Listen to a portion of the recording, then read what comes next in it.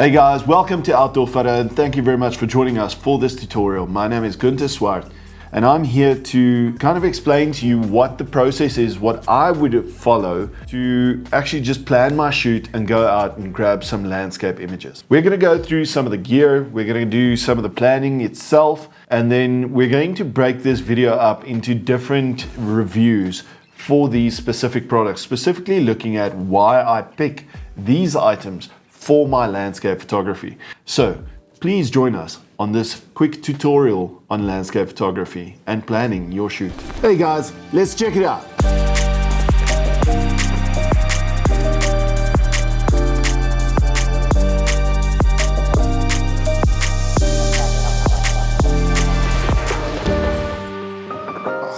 So guys, first off, planning your shoot and getting out to locations. Obviously, you want to go and do some landscape photography, and the first thing I'm going to approach on this is how I actually plan my shoots and where to go to. There are obviously two sides of this situation. You're either going to go on holiday or you're going to go on a photographic trip for those landscape shots, or you're just going on holiday and you might as well plan a bit of landscape photography in between different events or family structures. Looking at planning it, and let's say you are going on a holiday with a family, what I would typically do is I would actually head across onto Google Earth. Looking exactly where you're going, we tend to go to the south coast for holiday or the north coast. I'm a beach kind of person, but we do end up in the bush as well from time to time. So depending on the location, I would just typically go and look for it. Looking at the south coast, Margates area, Uvongo, Ramsgate, South Broome, or wherever you're going to, I'd start off with a quick tour on Google Earth. Simply scrolling around and actually just zooming in and looking for specific landmarks. And I'll show you some of the samples of what I've shot on these locations. So I'd simply go in and I'd actually go and have a look at the area itself. So we've got Margate moving up towards Uvongo in this area over there. And I'll show you some of the pieces or areas that I've seen here. So these aren't too far away from one another. So if you've got to stay pretty close to the beach line, usually what I do, I go and scout, I mark a couple of points, and I then share it from my PC to my phone. I've got those locations pinned down. So as soon as we get to the location or the holiday destination, I would actually go out to those different points just as a quick scout. Let's call it doing a recce. My wife's obviously figured out what I do with these little trips, but usually when we get to these destinations, I get the kids and the family and everybody with an ice cream, soft serve, because we are on holiday, and we head out on a little drive to go and explore the area. And what I'm trying to do is have a look at the different locations and the scenic spots that we've got around. A simple example is on the south coast. We've got Uvongo's pier that is set out in that area. And by pressing shift and dragging it around, I can actually kind of have a look. And I've already built up an idea of what area or direction the sun is coming from. I would drag it around and I'd try and figure out the sun coming up in that area. What are my leading lines? What are the rock formations in that area? So another simple example of that, if we head down here, we've got Margate, we go down past Margate, we eventually get to Ramsgate, and we can see some of the rock formations and the tidal pools.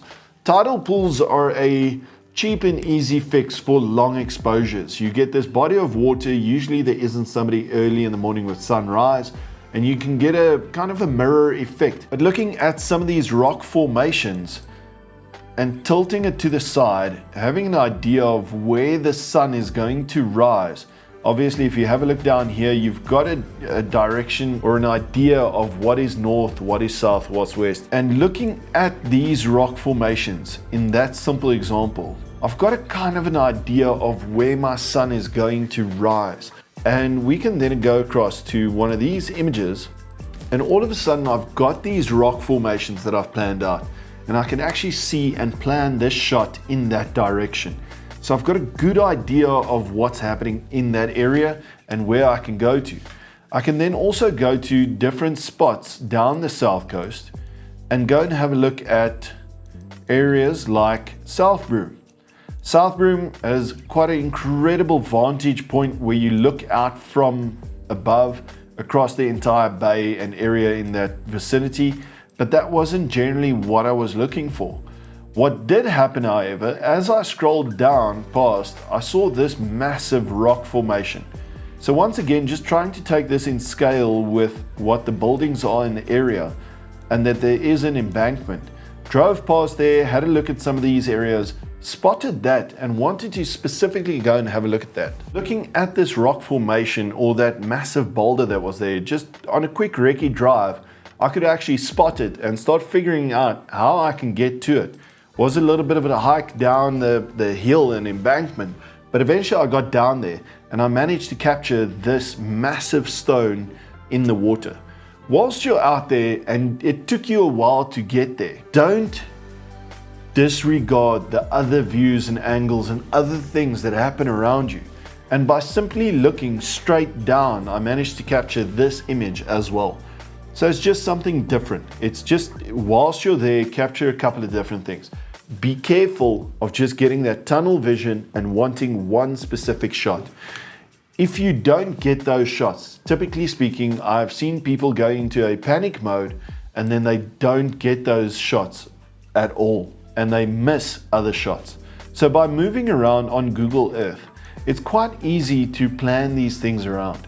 Depending on what year or when these things were loaded up, if I have a look at Vitsyshoek, planning out a trip to Vitsyshoek, there was a snowstorm, spoke to my dear friend Clint, and we managed to get out there in a room and go and photograph a spectacular view of the amphitheater in those conditions. But obviously in Vitsyshoek, we've got another situation where I had to go and pan around and look. And here you can specifically see from Vitsyshoek, I've got this spectacular view of the amphitheater. And from there, we could actually plan different shots. Now going to an area like that, and depending on the equipment that you're going to be using, you will get different kinds of shots. If you're using wide angle lenses, you will have your foreground quite close, but your background will be very far away. If we have a look at this view, I can kind of have an idea of what the view is from that area. Do we need to go and scout for a different area? Will this be sufficient? And you can take it even a step further by simply Googling shots from Vitsyshoek. That'll bring it up. We go to Google Images, and you can kind of build up an idea from these images, kind of what you can expect from that area. So typically I would then go back to Google Earth. I've got this idea. I know that a wide angle is going to drop off my background quite far away. And in doing that, I lose quite a lot of detail. So it's a nice scenic view, but I want to go for those specific details in the mountains and the snow. And that's again where I love a lens like a 70 to 200 millimeter. And in looking at this shot, this was a 7-shot panoramic image built up. So several shots taken in portrait mode and simply stitched together and processed from there. So we managed to get out there in that snowstorm. We didn't get nearly as much snow as we would have loved, but again, the adventure, getting out there, spending time with fellow photographers and friends, and just taking the family with to go and experience snow and getting this image. The one massive advantage of shooting panoramic shots is the amount of detail you manage to capture in those images. So just scanning around in this image, you can see the sharp detail that we've got. This is a 142 megapixel image, roughly speaking.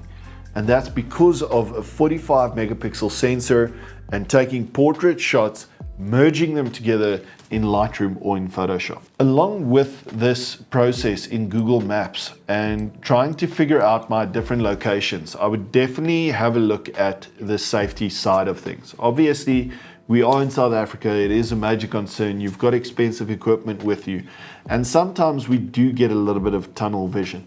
So I'll always be wary of what's happening around me, kind of stay alert. If people are walking close or they're spending a lot of time kind of looking at you, keep that in mind. Keep a can of pepper spray or something with you or nearby. just make sure you've got some steps taking it into consideration regarding your own safety and security. The next step from there, if you're not going on holiday and you're not planning a trip specifically to somewhere, looking for spots in your vicinity. I stay in Pretoria. It's got one of the best photographic shops in the world. And looking at this location specifically, not much to photograph in this area. But if I start zooming out, I'm typically looking for either contours in terms of mountain ranges or bodies of water. Water always creates a completely different look and feel in the images. And looking around in my area, I've got a couple of water areas. Now, Google Earth isn't necessarily the easiest one to view this, so I sometimes head across to Google Maps. If I'm on Google Maps, it's a lot easier spotting out these water spots in the different areas. So that's obviously the Vaal. We've got Bronkhorstspruit Dam. Now, typically knowing that, okay, that's not too far away from me, I can get there. What do I see there? What do I want in this area? By hitting layers or going to the satellite view, I can again hit shift and start tilting it. Well, I would typically start looking around for the dam wall, keeping into consideration once again your directions. Where's the sun going to come from? Where's it going to set? Where's it going to rise? That is going to give you a good indication of, do you want to go in the morning or do you want to go in the afternoon? If you're down in Cape Town, sunrise shoots, not as much. Sunset shoots, I think that's definitely the direction I'd love to go. Looking at some of the images that Lappies has taken here in the store of Table Mountain shot from Bloubergstrand, that is typically what you would like to do in the evening, sunset. Me going down to the south coast or the north coast in Belito's area, there I would typically shoot sunrise. Looking at these kinds of bodies of water, this is closer to my house. This is kind of, are you going to shoot in the evening or are you going to shoot in the morning? Looking at the access that we could get hold of in the estates and the areas surrounding that area, looking at the Bronkhorstspruit Dam wall, we decided to go with sunrise. That would have given us the best opportunity, and that eventually got us into these situations. Typically speaking, we would head out and we would set up using filters, getting the right direction from the sun, doing a little recce of the area and getting yourself set up. Key factor in these kinds of sunrise shoots, remember a headlamp. As simple as it sounds, I still think the guy who took underwear band and a flashlight and stuck it to his head was genius. But getting out into the bush or into the rocks or wherever, you need that little bit of extra light. Your hands are going to be full. You need your hands for rock placement, climbing down, climbing up, wherever. So a headlamp is a vital piece of kit. We went down in dark conditions and we had to do a bit of a climb up and down, and just to get the exact right spot for what we wanted to do. We got set up. I started using the filters, setting everything up, and I typically use two different lenses. And here I will show you the first two samples and the differences between using an ultra wide angle lens and shooting with a 70-200, and why I recommend don't put these away yet. They're not just for portraits, they're not just for wildlife and sports. They are excellent for landscape photography. So this first shot is the Bronkhorstspruit Dam wall. We managed to make contact with one of the estate agents. We gained access early morning into the estate to the side that we wanted to be and get this angle shooting in sunrise. We've got this shot taken with a 15-35mm lens. I've got ND filters across the entire frame. We used a big stopper, Benro 6-stop ND filter, which gives me this long exposure that I can use just to get that flow running across the water and across that dam wall. We've got those beautiful light streaks coming through. I use a graduated ND filter just to try and block out the horizon's light, because your horizon will always be brighter than your foreground is. Moving across to a 70-200mm, I can now start focusing on very specific details. So I can hone in on that specific area and get an image like this. We're looking at details. Again, similar to the hikes that we've done into the Drakensberg, and you take your 15 to 35 because it's the Drakensberg Mountains. There's so much detail that you need to capture in those moments. So do not put away your telephoto lenses. There are so many ways to skin this cat. Now, taking a step back from this kind of photography, landscapes isn't the only thing. You've got seascapes, you've got starscapes, you've got cityscapes, you've got bodyscapes is a completely different conversation. We'll get into that one in a couple of months. But for this, I want to mention specifically, if there are specific points in and around your city, we can have a look at Sandton City. Because in that area, we have what I call the squiggly buildings. So those little suckers, incredible architecture, makes for incredible shots. Safety and security, obviously being another concern. So get into contact with the malls and the buildings and the managers in the area.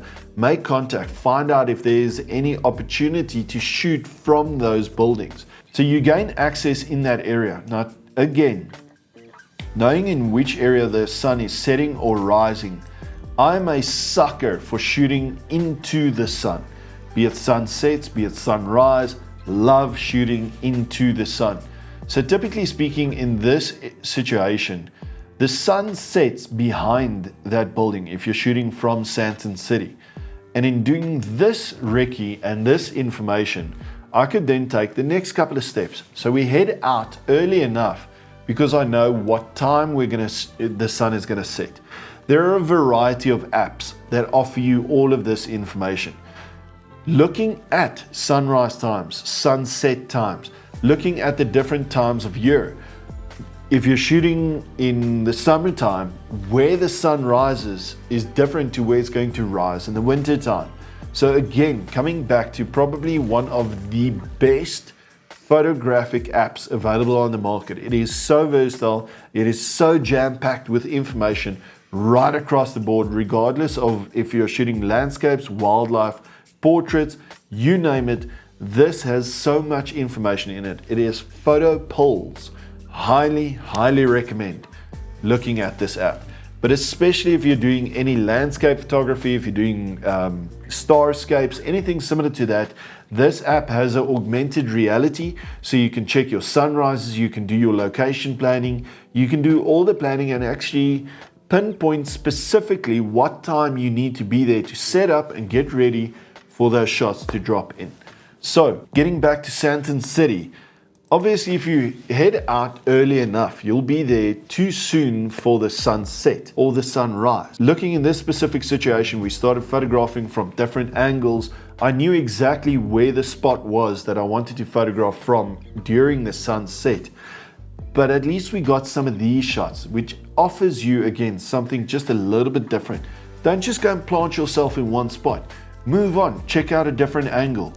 But we eventually ended the afternoon with this shot, and I am super happy we went out. We spent the time, we spent the effort in planning the shots, getting the right filters, right tripods, right focal length to get this shot. This doesn't happen when you're sitting at home on a couch. This happens when you get out and go and shoot. Similar to this, I've got shots where things just didn't pan out. Unfortunately, it does happen, and that's another thing that I do when I do holidays down at the coast. I actually have a look at the weather apps. Make sure when there's clouds, when there's no clouds. And a simple thing Mark Dumbleton mentioned when we were hiking in the Drakensberg with him was bad weather. I forget who it was. It might have been Matt Bouch. But both of them had this comment that they kept on dropping. Bad weather makes for good photographs. So keeping that in mind, looking at different bodies of water and heading out in different areas, we got through to Hartbeespoort Dam. Getting to Harties early morning before sunrise, instead of going to the dam wall, there's a bridge running across the dam. We drove around rather to that side, had a recce, had a look at that angle, and that was the shot. Not from the dam wall, not of the dam wall, but rather on the bridge itself. So kind of risky standing on the bridge. There's more than enough space next to the road on the bridge, but again, it is a safety factor. So make sure you take the precautions and make sure that you are visible. But we managed to get out there early enough in what seemed to be complete blowout weather. We thought we were going to get bogged down with rain and everything else, and we took the chance, we drove out there, and we managed to capture this image. So this is quite a spectacular shot, and even if I say so myself, going for a much darker, moodier kind of exposure in these conditions. And then finally, obviously, on your trip there, if it is a photographic trip, guys, you're on your way to go and take photos. If you see something, mention it to the other guys in the car. You'll be surprised at how keen other photographers are to stop with you and take a couple of shots of landscapes and whatever. And a simple example is heading out to Giant's Castle. We're going to go and photograph some bearded vultures. I am so excited about the entire experience and heading out there with Clint Ralph. And on the way there, I said, man, I still want to stop here one day and photograph that specific spot. I thought that guy was going to roll the car.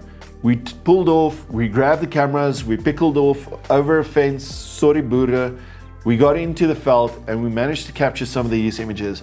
It was just a spot that we regularly saw driving down to the south coast. But having the right people with me in the vehicle, the right opportunity, we stopped and we actually took some photographs. This is also a very cool spot, but grab the moment, speak to the other people around you. And because that opened the door, we also stopped at Van Riemen's Pass and did a panoramic shot of Van Riemen's Pass and driving through that beautiful green valley. So it's not an ideal time of day for those kinds of photographs, but using a polarized filter also helps you to bring out the contrast in those conditions. And that's where polarized filters typically fit in. Guys, let me move this stuff all aside, and we're actually going to have a look and talk about gear specifically. So let's have a look at what's in my bag.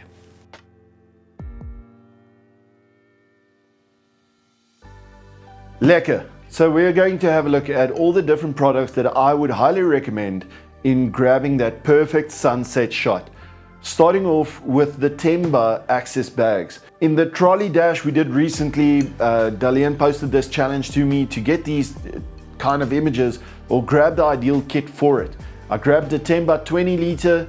Since then I've actually decided I'm going to get one of these Temba 24 liter bags for myself. It's very spacious, just big enough for me to carry around the basics. As soon as I go to major shoots, then I will definitely upgrade some of these products. I'll have extra bags with me, but for the basic kits, this is a one-stop shop. It's actually got enough space for my laptop in it. It's got all the little compartments and everything else that I need along with that. With that, I'm just gonna get this guy out of the way because we actually use this head to keep this top view cameras in position. But this is the Benro Rhino with a VX30 head. Incredible tripod. Mine specifically is actually holding up this camera that you're viewing me from now.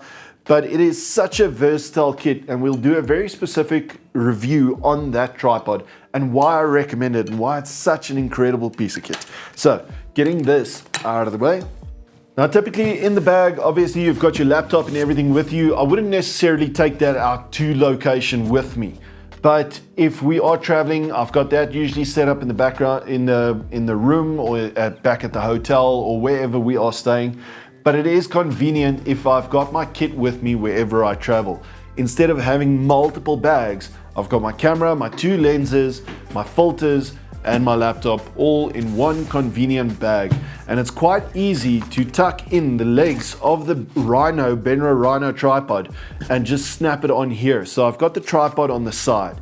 A lot of people put it on the back, but I don't like having that kind of like a skilpad dop. Hello? I don't like that protruding from the back because it's quite easy to knock things over.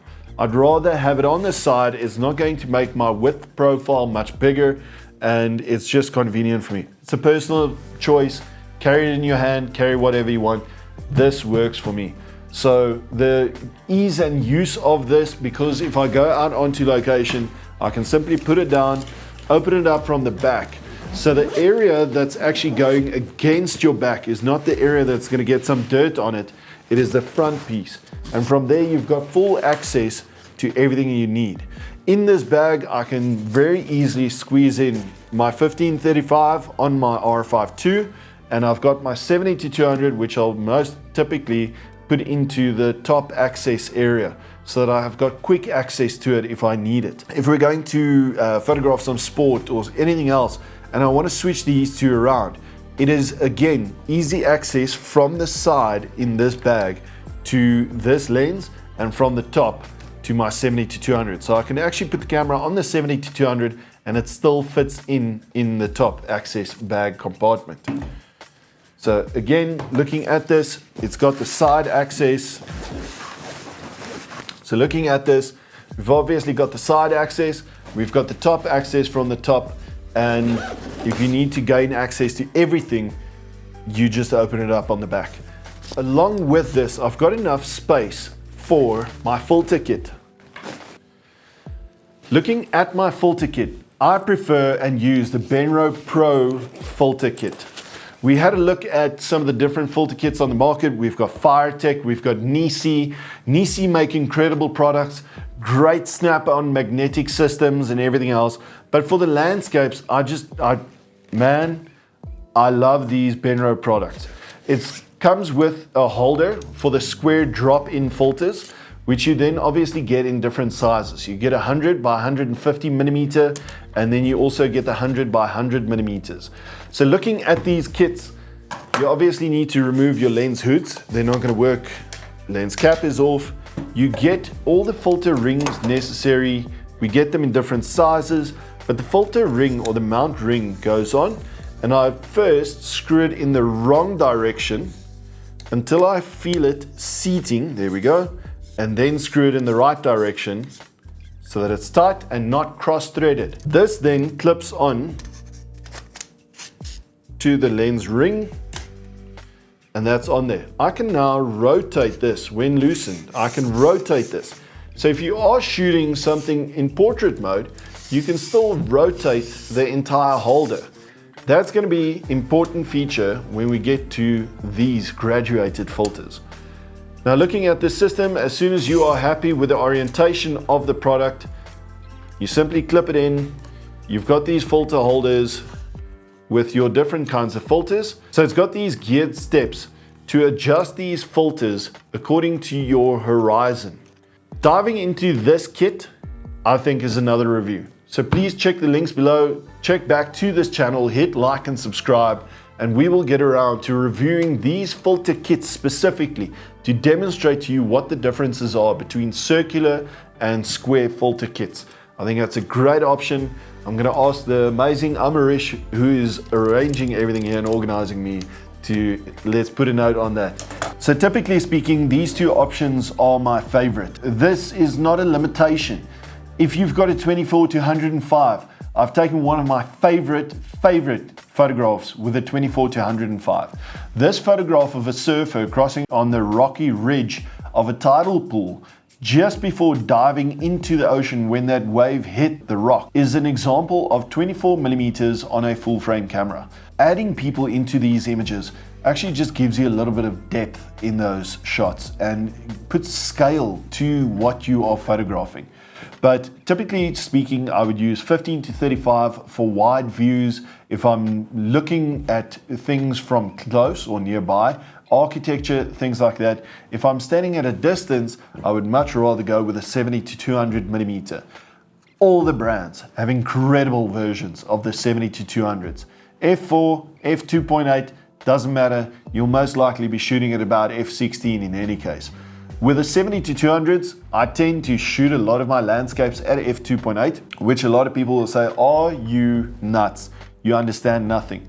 But it does, once again, give me depth in blurring out my foreground because of the depth of field. So I enjoy that. I enjoy breaking up my images into foreground, midground, background. And in doing that, it just gives you different layers of depth. Now, one of the crucial points on this kit is this new tilter cages. These things are incredible. It's like a little roll cage. So number one, it protects your camera whenever you're putting it down or however you put it down. If you're using any extra accessories, you don't necessarily have to use your hot shoe. You can actually use the cold shoe on the side here, which doesn't put any leverage on your hot shoe itself. It's got all the thread adapters that you need to mount it in any orientation that you can think of. And one of the best features is it's got a built-in Arca Swiss right at the bottom of the cage. So you can mount this thing into your tripod if you're using Arca Swiss. Benro, like the Benro Rhino, uses the Arca Swiss plate system, and that very easily just connects into that. This system works. I've gone with the R5 Mark II because of the high megapixel count on landscapes. I prefer it, I like it, I enjoy it. Again, Sony, Canon, Nikon, they've all got these options available, even Fuji when you're looking at their GFX systems. Filter kits to help manage light, lighting your foreground, lighting your background, dimming everything down so that you can get long exposures depending on if you want to drag anything out in the image, the flow of water or the flow of clouds. If you want to start mucking around, is similar to this image where I was twisting the tripod head whilst doing a long exposure, and I managed to capture this image. I think it was pretty cool. It's playing around, trying stuff, never stop exploring. With this all in mind, and a backpack on your back, and you're trying to manage a tripod or whatever, obviously with long exposures as well, hand in hand is a cable release, and then obviously your hands start getting full, and now you need to change a battery, or you need a spare memory card, or whatever. And that is exactly why we've got these man pouches. So you can actually, when you get to the location, you've got a space for your cell phone that you can stab it in there. You've got space for spare batteries or any tools, Allen keys, even a simple thing like a three-legged things tools, so that you can stick it in there and have the tools necessary, quick access, easy, disregarding your backpack that's on your back. You don't have to put it down every time you get somewhere. If you're busy moving around, trying to get those different angles, something as simple as this little bag would make a massive difference to your experience shooting out in the field.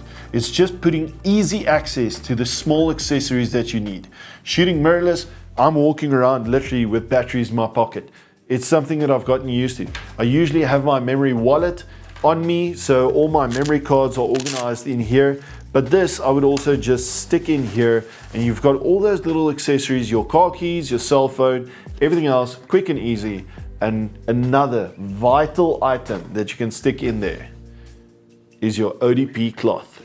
An ODP cloth is a microfiber cloth, simply to clean off. If you're shooting landscapes, if you're shooting a waterfall, if you're shooting anything else, if you've got a little fingerprint on a filter or anything, these are super, super handy. They're always my kit. They're all over the show. They are not expensive. So buy 3, 4, 5 of them, stick them into each of these pouches so that you've always got one nearby. We did an incredible hike with Mark Dumbleton and Matt Bouch, with friends, Donovan and Malcolm, new friend that we made on the trip, and Clint. We hiked up to Tugela Fall, and the weather conditions were ridiculous up there that evening. And with the cloud coverage coming in and out, you're constantly in a cloud. For those who didn't listen in geography, a cloud is water.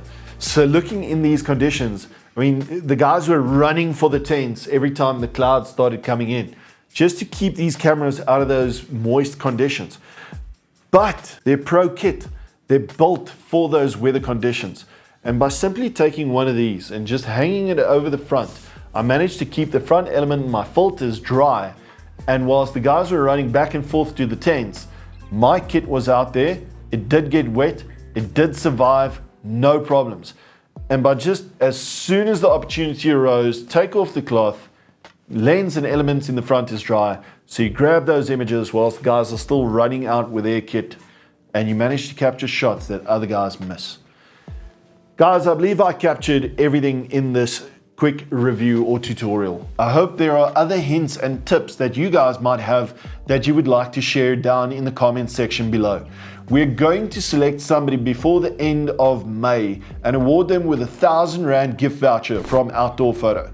So feel free to like, subscribe this channel, and drop a comment below in the comment section, and we'll be heading your DMs with a prize winner.